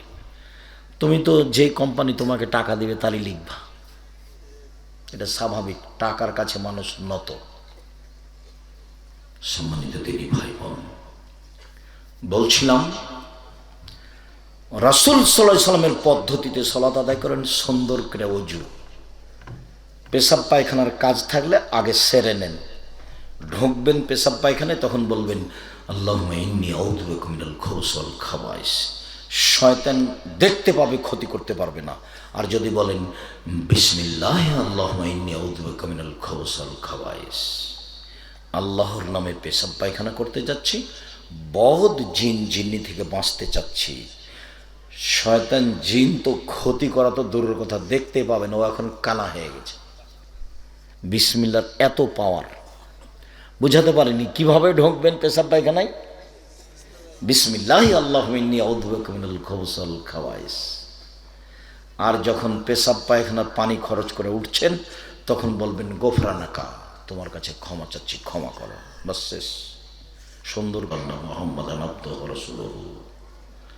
তারপর সালাতে দাঁড়াতে হবে। আল্লাহু আকবার, বিসমিল্লাহ বলা যাবে না। আল্লাহু আকবরের এত পাওয়ার যে আল্লাহু আকবরের পূর্বে কোনো শব্দ চলে না। আল্লাহু আকবার নামাই তো চলে না, বিসমিল্লাহ চলে না, পরিকল্পনা চলে না, কোনো কিছু চলে না। আল্লাহু আকবার এত পাওয়ারফুল শব্দ। আল্লাহু আকবার। হাত দুটি কাঁধ সামনাসামনি হবে, অথবা কানের লতি সামনাসামনি হবে। আল্লাহু আকবার চলবে না, আল্লাহু আকবার চলবে না, আল্লাহু আকবার চলবে না, আল্লাহু আকবার চলবে না, আল্লাহু আকবার চলবে না, আল্লাহু আকবার চলবে না, আল্লাহু আকবার। বুঝাতে পারি না মনে হয়। ডান হাতের কবজি বাম হাতের কবজির উপরে রাখেন, বাহুর উপরে বাহু রাখা যায়। নাভির নিচে রাখেন, বর্ণনা ঠিক নয়। বুকের উপরে রাখেন, পাঁচটা বর্ণনা পাঁচটাই ঠিক। বুকের উপরে রেখে এবার দোয়া পড়েন। আল্লাহুম্মা বাঈদ বাইনি ওয়া বাইনা খাতায়ায়া কামা বা'আদতা বাইনাল মাশরিকি ওয়াল মাগরিব। আল্লাহুম্মা নাক্কিনি মিনাল খাতায়া কামা ইয়ানাক্কা আস-সাওবুল আবয়াদু মিনাদ দানাস। আল্লাহুম্মা আগসিল খাতায়ায়া বিল মাই ওয়াস সালজি ওয়াল বারাদ। হে আল্লাহ, আমাকে আর আমার পাপকে অত দূরত্বে রাখো, পূর্ব থেকে পশ্চিম যত দূরে। এমনভাবে পাপকে আমার দূরে করে দাও, লক্ষ লক্ষ মাইল দূরে যেন পাপ থাকে, আর আমি যেন এদিকে থাকি। হে আল্লাহ, আমার পাপকে ধুয়ে পরিষ্কার করে দাও, যেমনভাবে সাদা কাপড়কে ময়লা থেকে ধুয়ে পরিষ্কার করা হয়। হে আল্লাহ, তুমি আমার পাপকে ঠান্ডা পানি দিয়ে, বরফ দিয়ে, তুষার দিয়ে ধুইয়ে আমাকে ঝকঝকে করে দাও। বুখারী মুসলিম। আউযু বিল্লাহি মিনাশ শাইতানির রাজিম। মারদুদ বিতাড়িত শয়তান থেকে পরিত্রাণ চাচ্ছি। বিসমিল্লাহির রহমানির রহিম। পরম দাতা দয়ালু নামে আরম্ভ করছি। আলহামদুলিল্লাহি রাব্বিল আলামিন। বিশ্বজগতের প্রতিপালকের প্রশংসা। আর রহমান রাহিম তিনি হচ্ছেন পরম দাতা দয়ালু, মালিক ইয়াউমিদ্দিন তিনি হচ্ছেন বিচার দিনের মালিক। ইয়াকা না'বুদু একমাত্র তোমার ইবাদত করি, ওয়া ইয়াকা নাস্তাইন একমাত্র তোমার কাছে সাহায্য চাই। ইহদিনাস সিরাতাল মুস্তাকিম, তুমি আমার একটা কথা শোনো, তুমি আমাকে সঠিক পথ দেখাও। ওরা বলে এই দলে আসো, ওরা বলে এই দলে আসো, ওরা বলে এই মাঝাবে আসো, আমি কোন পথে যাই? তুমি আমাকে সহজ সরল সঠিক পথ দেখাও। সিরাতাল্লাযীনা আন'আমতা আলাইহিম, ওদের পথ দেখাও যাদের ভালোবেসেছো, যারা ভালোবেসেছো তাদের দেখাও। গায়রিল মাগদুবি আলাইহিম ওয়ালাদ-দাল্লিন, ওদের পথ দেখায়ও না যাদের খারাপ বেসেছো, যারা পথভ্রষ্ট অভিশপ্ত, ওদের পথ দেখাবে না, ভালোটা দেখাও। আমিন। দীর্ঘ সময় ধরে তোমার দরবার যে প্রার্থনা করলাম এটা তুমি কবুল করো। শুধুমাত্র কতটি সূরা আছে কোরআন মাজিদে? 114টি। তার একটা সূরাতে আমিন আছে, সেটা এইটা। আর সবাকই বলতে হবে, ব্যতিক্রম দোয়া পৃথিবীতে। একসাথে অনেকগুলি কথা আছে, যদিও একটাই কথা আছে সূরা ফাতিহাতে। অনেক প্রশংসা করলাম, বিশ্বজগতের প্রতিপালকের প্রশংসা, পরমদাতা দয়ালু তিনি, বিচার দিনের মালিক তিনি। একমাত্র তোমারই ইবাদত করি, একমাত্র তোমার কাছে সাহায্য চাই, পীরের কাছে যায় না, কবরের কাছে যায় না, কোনো পীর ধরি না, একমাত্র তোমার কাছে সাহায্য চাই। তুমি আমার একটা কথা শোনো, তুমি আমার একটা কথা শোনো, তুমি আমাকে সরল পথে নিয়ে যাও। ওরা বলে এই দলে আসো, ওরা বলে এই দলে আসো, ওরা বলে এই দলে আসো, আমি কোন দলে যাই? তুমি আমাকে সরল সহজ সোজা পথ দেখাও। ওদের পথ দেখাও যাদের ভালোবেসেছো, ওদের পথ দেখাবো না যাদের খারাপ বেসেছো। আমিন, কবুল করো। এ হলো সূরা ফাতিহা। বিসমিল্লাহির রহমানির রহিম, পরম দাতা দয়ালু নবী আরম্ভ করছি। কুল হুয়াল্লাহু আহাদ আল্লাহুস সামাদ লাম ইয়ালিদ ওয়া লাম ইউলাদ ওয়া লাম ইয়াকুল লাহু কুফুয়ান আহাদ। হে নবী, আপনি বলুন, আল্লাহ একক, নিরপেক্ষ, মুখাপেক্ষীহীন। তিনি কাউকে জন্ম দেননি, কারো থেকে জন্ম নেননি, তার সমকক্ষ কেউ নেই। আল্লাহু আকবার। হাত খুলে পর্যন্ত উঠাবেন ওইভাবে। তারপরে রুকুতে যাবেন। রুকুতে যাওয়ার পূর্বে জরুরি কয়েকটা কথা। হাত দুটি একবারে সোজা হয়ে থাকবে, টান টান, আঙ্গুলগুলি খোলা খোলা থাকবে, হাঁটু ভালো করে চেপে ধরে থাকবেন, কোমর থেকে সামনের ওজন হাতের উপরে থাকবে, মাথা উঁচুও হবে না নিচেও হবে না। একাধিক সহিহ হাদিস। পিঠের লম্বা এটা হাতটা, ডাঁড়ার হাতটা সোজা থাকবে, একবারে উঁচুও হবে না, মাথা নিচেও হবে না। হাত দিয়ে আঙ্গুল খুলে রেখে হাঁটু চেপে ধরে থাকবেন। বলবেন সুবহান রাব্বিয়াল আযীম, উঁচু আল্লাহর পবিত্রতা বর্ণনা করি। যতবার ইচ্ছা। 3 বারের বর্ণনা ঠিক নয়, 5 বারের বর্ণনা ঠিক নয়, 10 বারের বর্ণনা ঠিক নয়, যে যা পারে। বলবেন সুবহানা জিল জাবরুতি ওয়াল মালাকুতি ওয়াল কিবরিয়া ওয়াল আজমাত। বলবেন সুবহান কুদ্দুসুন রব্বুল মালাইকাতুর রূহ। বলবেন সুবহানাকা আল্লাহুম্মা রাব্বানা ওয়া বিহামদিকা আল্লাহুম্মা গফিরলি। যে যা পারে, যতবার যে পারে। এরপরে চলেন, রুকু থেকে উঠেন, সামি আল্লাহু লিমান হামিদা, হাত ওই পর্যন্ত উঠাবেন। আল্লাহ ও লোকের প্রশংসা শুনলো যে তার প্রশংসা করলো। মিলাস সামাতে, আকাশ পরিমাণ প্রশংসা, মিলাল আর জমিন পরিমাণ প্রশংসা, মিলামা বাইনহুমা, আকাশ জমিনের মধ্যে যে ফাঁকা রয়েছে এ পরিমাণ প্রশংসা, মিলামা শিতা মিন শাইইন বাদ, যত চাও তত প্রশংসা, যত চাও তত প্রশংসা। আমি আর কি বলি, কত তোমার প্রশংসা, তুমি যেভাবে চাও সেভাবে। আহলা সানায়ে অল মাজদে, তুমিই তো প্রশংসার মালিক। আনতা হাক্ক, তুমি প্রশংসার মালিক। সবাই আমরা তোমার বান্দা। আল্লাহুম্মা লা মানিয়া লিমা আতাইতা, তুমি যা দিবে কেউ ঠেকাতে পারে না। ওয়ালা মুতিয়া লিমা মানাতা, তুমি যা দিবে না তা কেউ দিতে পারে না। ওয়ালা ইয়ানফাউ জাল জাদ্দ মিনকাল জাদ্দ, আর বৃত্তশালীর টাকা পয়সা তোমার কোনো সামনে কাজে আসবে না। বৃত্তশালীর টাকা পয়সা তোমার সামনে কোনো কাজে আসবে না। একটু লম্বা হচ্ছে, এই ছেলে বসো, কয়েক মিনিট আপনি কাজ দেখাচ্ছেন কেন? ছেলেটা উঠছে কেন? আপনি কি মনে করছেন আমি ভোট চাইতে এসেছি? তা আপনি বিরক্তি বোধ আমাকে দেখাচ্ছেন কেন? আমি ভোট চাইতে আসিনি, আমি কাহিনীও বলতে আসিনি। আমি ইসব জুলেখার কাহিনী বলি না, আমি জীবনে কোনোদিন কাহিনী বলিনি। সম্মানিত দিনী ভাই বোন, বলছিলাম যে আপনি, আল্লাহ রসুল বলছেন যে আল্লাহর নবী রুকু থেকে উঠে দাঁড়িয়ে আছেন, তো সিজদায় যাচ্ছে না। তো আমরা বলছি কাদ আওহামা, আল্লাহ রসুল মনে হয় ভুলে গেছেন যে সিজদায় যেতে হবে, যাচ্ছেন না কেন? হাদিস বুখারী মুসলিম। আবার কথাটা বলি, আল্লাহ রসুল রুকু থেকে উঠে দাঁড়িয়ে কি করছেন? দাঁড়িয়ে আছেন। তো সাহাবীগণ পিছন থেকে কি ভাবছেন? রাসূল মনে হয় সিজদায় যাওয়া কি করেছেন? ভুলে গেছেন। আর আমাদের মুসল্লিরা ইমাম সাহেব দাঁড়ায়নি, ভালো করে চলে গেছে। ধর্ম পাগল হয়নি? আপনার যদি 100 বছর বয়স আল্লাহ বেশি করে দেয়, আর যদি এইভাবে সালাত আদায় করেন, সালাত কবুল হবে না। সিজদায় গেলেন আর উঠে গেলেন, রুকুতে গেলেন আর উঠে গেলেন, অত সহজ নয়। দাঁড়ালেন আর চলে গেলেন।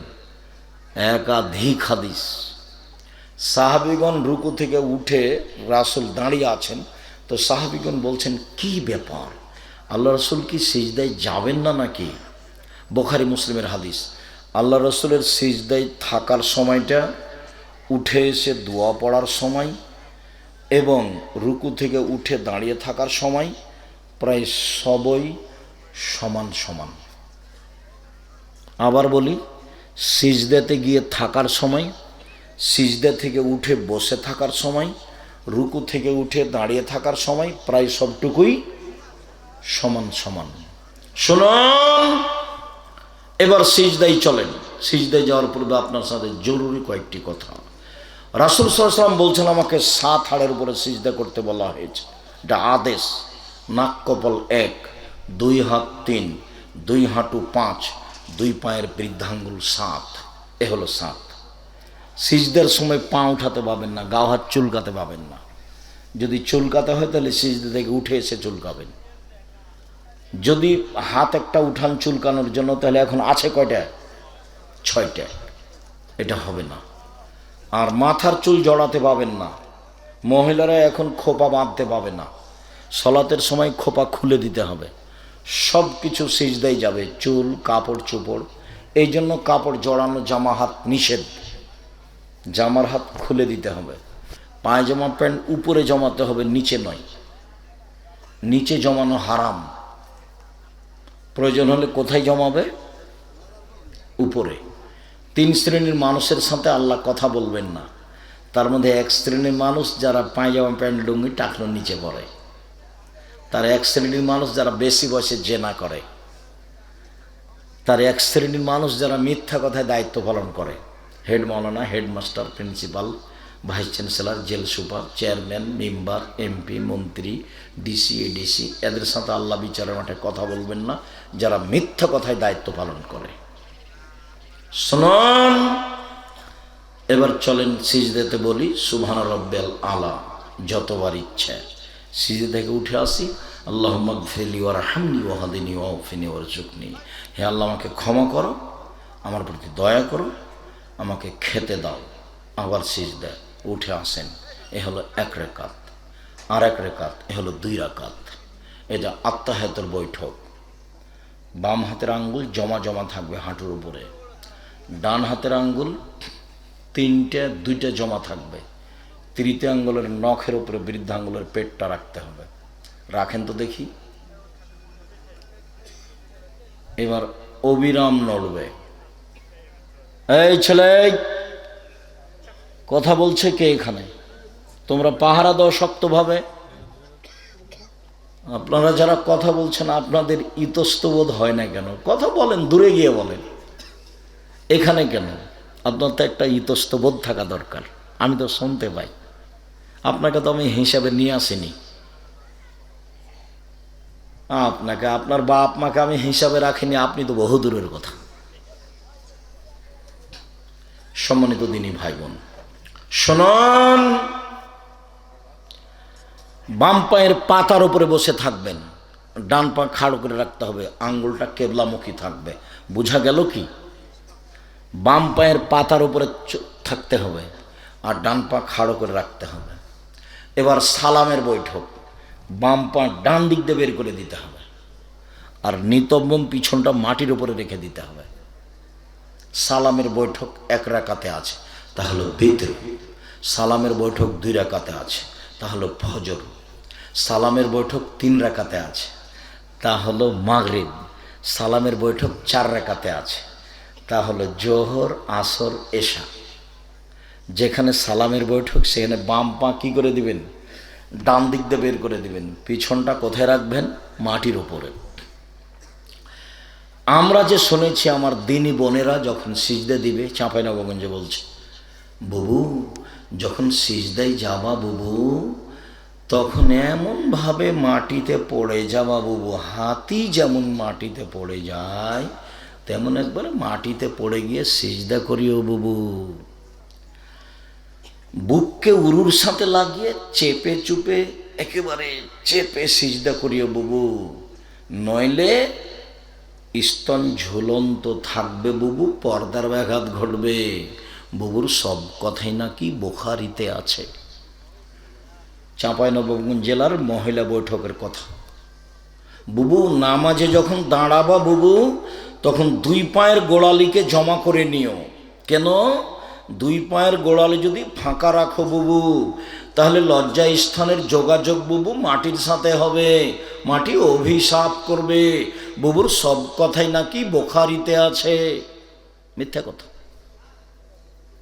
মহিলা পুরুষ দাঁড়াবে, তার শরীরের ভারসাম্য বজায় রেখে 2 পায়ের মাঝে যতটুকু ফাঁকা লাগবে। মহিলাকে ল্যাঙ্গট পড়তে হবে, ভুল কথা। জিন্দিগিতে এইসব কথা প্রমাণ করা যাবে না। যা 2-1টা হাদিস আছে সেগুলো জাল বানানো। পুরুষ যেভাবে সালাত আদায় করবে মহিলাকেও সেভাবে সালাত আদায় করতে হবে, বাধ্য। চাঁপাইনবাবগঞ্জের ভাষা তো তো পড়বার বাপকে পড়তে হবে। রাসূলের যা, পুরুষের যা, নারীরও তাই। এতটুক যে নারী ইমাম সামনে যেতে পাবে না, লাইনেই থাকবে। নারী ইমামের ভুল হলে এভাবে সতর্ক করবে, আর পুরুষ ইমামের ভুল হলে সুবহানাল্লাহ। এছাড়া কোনো পার্থক্য নেই। জোর করে ধর্ম মেনে কোনো লাভ নেই। আর নিজেকে একটা কিছু খাড়ো করে মনে করবেন কিছু, এটা নয়, ভুল হিসাব। সম্মানিত দিনী ভাই বোন, আত্তাহিয়াতু লিল্লাহি ওয়াসসালাওয়াতু ওয়াত-তাইয়্যিবাতু ওয়াসসালামু আলাইকা আইয়ুহান নবিয়্যু ওয়া রাহমাতুল্লাহ, আশহাদু আল্লা ইলাহা ইল্লাল্লাহ ওয়া আশহাদু আন্না মুহাম্মাদার রাসূলুল্লাহ। দুরূদ, দোয়ায়ে মাসুরা। আল্লাহুম্মা ইন্নী যালামতু নাফসি যুলমান কাসীরা ফাগফিরলি মাগফিরাতাম মিন ইনদিকা ওয়ারহামনি ইন্নাকা আনতাল গাফুরুর রহিম। তুমি আল্লাহ ক্ষমা করো, তোমার কাছে ক্ষমা চাচ্ছি। তুমি আমার প্রতি দয়া করো। তুমি ক্ষমা না করলে, তুমি দয়া না করলে কে আমাকে ক্ষমা করবে? আল্লাহুম্মা ইন্নী আউযু বিকা মিন আযাবি জাহান্নাম, তোমার কাছে জাহান্নামের শাস্তি থেকে বাঁচতে চাচ্ছি। আউযু বিকা মিন আযাবিল কবর, তোমার কাছে কবরের শাস্তি থেকে বাঁচতে চাচ্ছি। আউযু বিকা মিন ফিতনাতিল মাসীহিদ দাজ্জাল, তোমার কাছে দাজ্জালের ফিতনা থেকে বাঁচতে চাচ্ছি। আউযু বিকা মিনাল মাহয়ি ওয়াল মামাত, তোমার কাছে বাঁচতে চাচ্ছি ইহকালের বিপদ, পরকালের বিপদ। আল্লাহুম্মা ইন্নী আউযু বিকা মিনাল মাকসামি ওয়াল মাগরাম, তুমি আমাকে রক্ষা করো বড় পাপ হতে, ঋণ কর্য হতে। তুমি আমাকে বাঁচাও বড় পাপ হতে, ঋণ কর্য হতে। ব্যাংকে লোন নিয়ে ব্যবসা করতে আমি রাজি নই। আপনার জানাজাই হবে না। ইমাম সাহেব জানাজা পড়িয়ে দিয়েছেও তার আপনার দাপটে, আপনি আমাকে দিয়ে ইমামতি করান দেখি। কালকে বললেন আব্দুর রাজ্জাক সাহেব, আমার ব্যাংকে 50,000 টাকা, 5 লাখ টাকা, 50 টাকা লোন আছে, আপনার প্রতিষ্ঠানে আমি 5 কোটি টাকা দিব, আপনি আমার জানাজা পড়িয়ে দিন। দেখি আপনার কেমনে সাহস হয়। মৌলানা সাহেব পেয়েছেন আপনি, এসে বলছে যে হুজুর আমার বাপের 3 ওয়াক্ত নামাজ কাজা হয়েছে। আচ্ছা আচ্ছা, ঠিক আছে ঠিক আছে। 1 ওয়াক্ত সমান 500, 2 অক্ষ সমান 1000, 3 অক্টে 1500, 1500 টাকা দাও, কাফারা হয়ে যাবে, জানাজা করে দিচ্ছি। নামাজের কাফারা নেই, ভুল হিসাব, উমরি কাজা নেই। বলছে যে ছোটকালে কত নামাজ যে ছুটেছে। একজন বড় ডাক্তার আসরের পরে মাগরিবের পরে সলাত আদায় করছে, আমি তার কাছে গেছি চিকিৎসার ব্যাপারে, তো অনেক সলাত আদায় করছে। আমি যে ভাইজান কি করছিলেন? তখন বলছেন আর বলেন না, ছাত্র জীবনে অনেক নামাজ ছুটে গেছে তো সেই জন্য উমরি কাজা করছি। ইন্না লিল্লাহি ওয়া ইন্না ইলাইহি রাজিউন। কয় রাকাত ছুটেছে, কয় রাকাত পড়বেন? কয়েক তো ছুটেছে, কয়েক তো পড়বেন। ধর্ম কি পাগল হয়ে গেছে? धर्म की राजशाही चांपाईनबाबगंज लड्डू, दोनों हाथ में चाहे चाहे उसको खा ले चाहे उसको छोड़ दे, दोनों हाथ में लड्डू है। भूल हिसाब, असम्भव। सन्धेर नाम इस्लाम नय, सन्धेर नाम इस्लाम नय। एक गिलास पानी पान करले कयटा विधान लागे? 5टा। আপনি নামাজ পড়বেন এমনি হয়ে গেল, অত সহজ ধর্ম? ভুল হিসাব। তওবা করেন যা করেছেন তার জন্য। সলাত ছুটে গেছে, নামাজ ছুটে গেছে, আল্লাহকে বলেন আল্লাহ আমার ভুল হয়ে গেছে, আস্তাগফিরুল্লাহ ওয়া আতুবু ইলাইহি, তোমার কাছে ক্ষমা ভিক্ষা চাই, তোমার কাছে ফিরে যেতে চাই। সবচেয়ে ভালো পথ ক্ষমা চাও। ইবলিস বলছে, আল্লাহর সামনে এসেছে ইবলিস, তখন আল্লাহ বলছেন এই ইবলিস আদমকে মেনে নিলি না কেন? ও তো মাটির তৈরি, আমি আগুনের তৈরি, তাকে আমি কেমনে মানতে পারি? তখন আল্লাহ বলছেন সর সর সর, এখান থেকে সরে যা, এখান থেকে সরে যা। তখন ইবলিস বলছেন ঠিক আছে আমি চলে যাব, আমার একটা কথা শোনেন। কি কথা? কিয়ামত পর্যন্ত বেঁচে থাকতে দিতে হবে। ঠিক আছে, একটা সময় পর্যন্ত সুযোগ দিলাম, যা বেঁচে থাক, সময় দিলাম। যেমন সুযোগ পেয়েছে তেমন ইবলিস বলছে, দেখেন তার বলার ঢং কেমন, দেখেন তার বলার ঢং কেমন। ইবলিস বলছে রব্বি, এ দেখেন, হে আমার প্রতিপালক। কে বলছে এভাবে? ইবলিস বলছে রব্বি, হে আমার প্রতিপালক, ও ইজ্জাতে, তোমার সম্মানের কসম, আমার একটা কথা শোনো।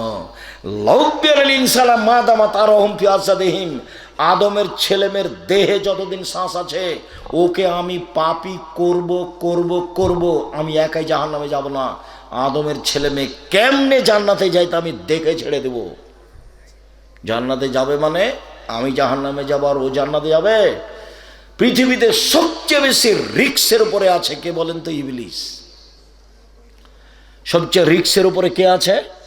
ইবলিস। তার মাথায় জিম্মেদারি আছে আপনাকে আর আমাকে জাহান্নামে নিয়ে যাবে। এই কথা কার সামনে বলছে? আল্লাহর সামনে বলছে। তাই আল্লাহ কোরআন মাজিদে বহু জায়গাতে বলেছেন ও হলো খোলাখলি শত্রু, স্পষ্ট শত্রু, ও গোপন শত্রু নয়। আল্লাহ এভাবে বলছেন। পৃথিবীর মানুষ শুনে রেখো, ইবলিস হচ্ছে তোমাদের খোলাখলি স্পষ্ট শত্রু, গোপন নয়। ইবলিস বলছে তোমার সম্মানের কসম, আদমের ছেলেমেয়ের দেহে যতদিন শ্বাস আছে আমি ওকে পাপ করিয়ে ছাড়বো। তোমাকে তো বোকা বানাই, কেন তুমি বুঝতে পারো না? তুমি ল্যাংটা মেয়ে দেখতে দেখতে দেখতে 3 ঘন্টার পরে মোবাইলটা বন্ধ করে রেখেছ, 1 মিনিটও পার হয়নি আবার মোবাইলটা চালু করলে। ওইদিকে যার সাথে কথা বলো সেও ও মেয়ে মানুষ, ওই উলঙ্গ ছবি দেখার জন্য ব্যস্ত। এর নাম শয়তান, এরই নাম শয়তান। তোমাকে হারাম উপার্জন করতে বাধ্য করে, তার নাম শয়তান। তোমাকে মাথায় টুপিতে দোকানে বসে থাকতে বাধ্য করে, তুমি তখন দোকানে বসে আছো, ল্যাংটা মেয়ে নাচছো, 5-7 জন বসে আছে, কে ভোট কাকে দিল না বদনাম করছে, মানে জাহান্নামে চলে গেছে। ঢোকেনি কেন? মরেনি এই জন্য। এসব তাহাজ্জুদ দিয়ে কোনো লাভ নেই। 4টা জীবনে জরুরি জরুরি 4টা: 1 5 ওয়াক্ত সালাত, 2 হালাল রুজি, 3 কোরআন তেলাওয়াত, 4 আড্ডা পিটা চিরদিনের জন্য হারাম।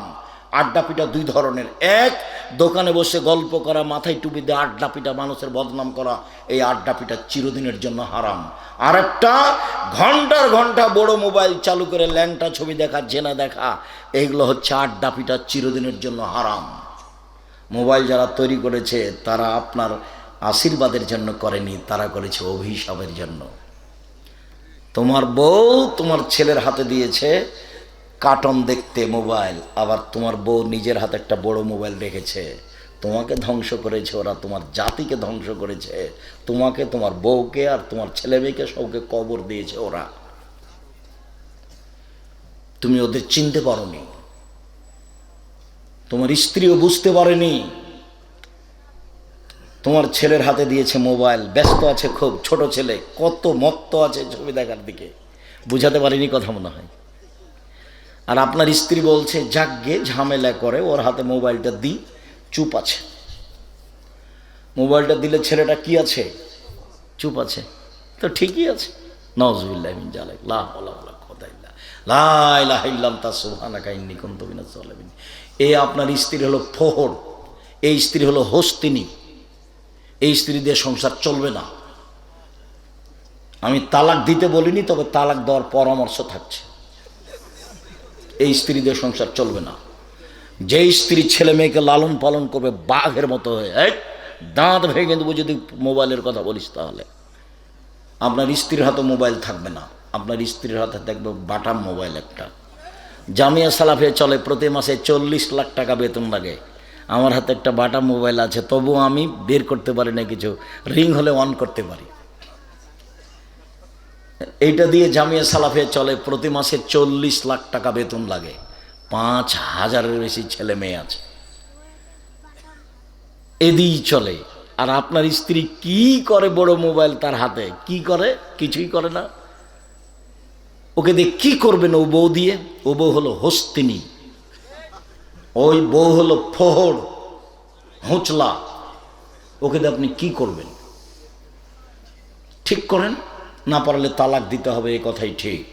শুনুন, শয়তান বলছে আদমের ছেলে মেয়ে জান্নাতে কিভাবে যায় তা আমি দেখে ছেড়ে দেবো।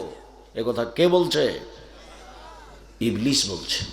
তখন আল্লাহ বলছেন, এবার আল্লাহ বলছেন ওর সামনে, ইবলিসের সামনে, ইবলিস শোন, ইজ্জতি ওয়া জালালি ওয়া ইত্তেফায়ে মাকানি, আমার সম্মানের কসম, আমার মর্যাদার কসম, আমার ইজ্জতের কসম, আদমের ছেলে মেয়ে যতবার ক্ষমা চাইবে ততবার ক্ষমা করে দেব।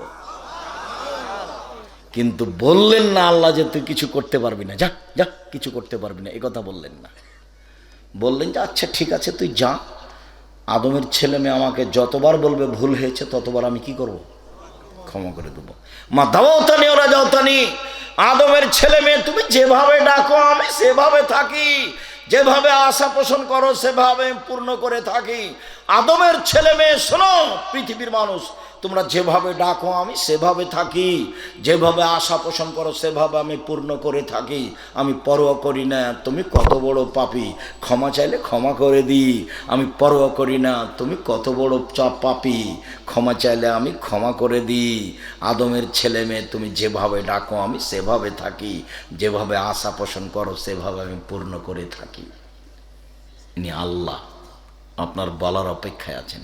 সম্মানিত দিনী ভাই বোন, আসসালামু আলাইকুম রহমতুল্লাহ, আসসালামু আলাইকুম রহমতুল্লাহ। এরপরে জিকির। আমি আপনাদেরকে রাসূলের পদ্ধতি অনুযায়ী চলার, আন্তরিকভাবে সালাত আদায় করার অনুরোধ জানিয়ে, ছেলে মেয়ে পরিবারের উপরে খুব শক্ত হওয়ার অনুরোধ জেনে, যে কোনো মূল্যে, মা মানে ছেলে মেয়েকে বিদ্যা শিখাবে, মা মানে ছেলে মেয়েকে শিষ্টাচার শিখাবে, মা মানে ছেলে মেয়েকে সাজগোজ পরিপাটি করে রাখবে, মা মানে ছেলে মেয়ের উপরে পাহারা দিবে। মা কি করবে? পাহারা দিবে। মায়ের কাজ কি? পাহারা দেওয়া।